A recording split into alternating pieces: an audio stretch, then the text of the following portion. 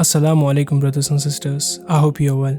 Among all the chaos and riot situation in the UK, everyday masks of hypocrisy are falling down from the faces of people to reveal their inner true selves in front of everyone else to see.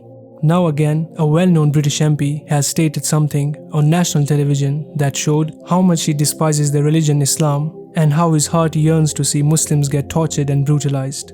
A former immigration minister of the UK, Robert Jenrick, boastfully stated on national television while giving an interview that whoever shouts Allahu Akbar should be immediately arrested and put behind bars.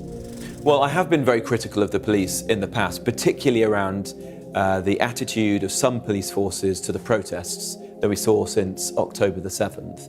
I thought it was quite wrong that somebody could shout Allah Akbar on the streets of London and not be immediately arrested, or project genocidal chants onto Big Ben and that person not be immediately arrested. He gave this bizarre statement while trying to emphasize that the UK police were showing too much force against the far-right protests than protests that took place in London for showing support and solidarity to the Palestinians.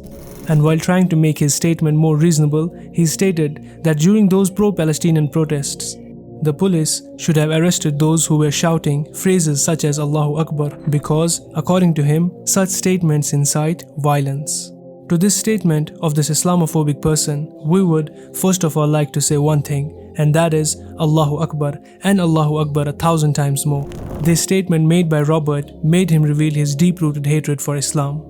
He is so extremely ignorant that before giving such a statement, he did not even research to know what Allahu Akbar really means. Mr. Robert, for your information and for all other such Islamophobes, Allahu Akbar means God is great. And believe it or not, this is the same phrase that you utter every day in your daily prayers. Christians' daily prayers are filled with phrases that glorify and praise God. And these very same prayers are uttered every day by such Islamophobes.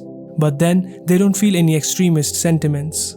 Moreover, the comparison that Robert made between far-right anti-Muslim protests and pro-Palestinian protests is totally nonsensical, because far-right anti-Muslim protests are the ones who are being held and taken out to justify attacks and targeting of the Muslim community, while pro-Palestinian protests were to stop the brutal assault upon the defenseless population of Palestine. A person with a minimal amount of intelligence can tell that between those two protests, the one that is trying to instill violence and destruction should have more police force present rather than the one that is raising their voice to stop the violence. Allah subhanahu wa ta'ala says in the Quran, "O believers, do not associate closely with others who would not miss a chance to harm you. Their only desire is to see you suffer.